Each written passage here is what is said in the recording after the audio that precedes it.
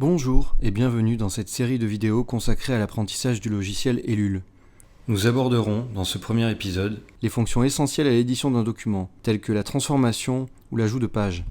Commençons par explorer les différents outils mis à notre disposition pour la manipulation et la transformation des objets. Lorsqu'un objet est survolé ou sélectionné, des petites clés apparaissent sur les sommets et côtés.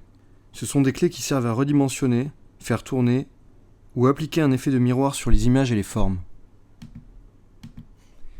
Les clés carrées servent à transformer l'objet horizontalement ou verticalement. Les clés rondes situées sur les coins permettent d'appliquer une transformation globale à l'objet. Pour maintenir les proportions de l'objet pendant que vous le transformez, gardez la touche Shift enfoncée. La clé ronde et verte située en haut de l'objet vous permettra d'appliquer une rotation à l'objet.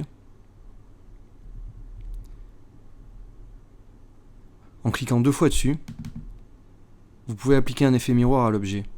Cliquez à nouveau 2 fois dessus pour lui faire reprendre son aspect original. Vous aurez remarqué que lorsque l'on manipule des objets, des repères bleus apparaissent. Ces repères servent à faciliter l'alignement des objets. Il est possible de superposer les objets dans Ellul. Afin de faciliter la manipulation des objets lorsqu'ils sont superposés, vous disposez d'une option arrière-plan et premier plan. Pour faire passer un objet au premier plan, sélectionnez-le, clic droit, mettre au premier plan. La même manipulation est possible pour le faire repasser à l'arrière-plan.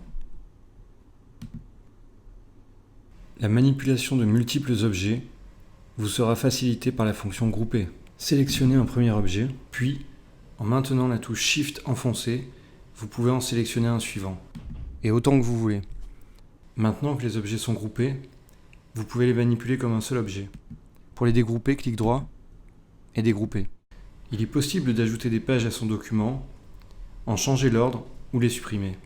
Pour ajouter une page, cliquez sur l'icône Ajouter une page en dessous de votre document. Ensuite, pour changer l'ordre des pages, il vous suffit de cliquer sur la page que vous désirez déplacer, clic droit, mettre après ou mettre avant. De la même manière, vous pouvez supprimer la page.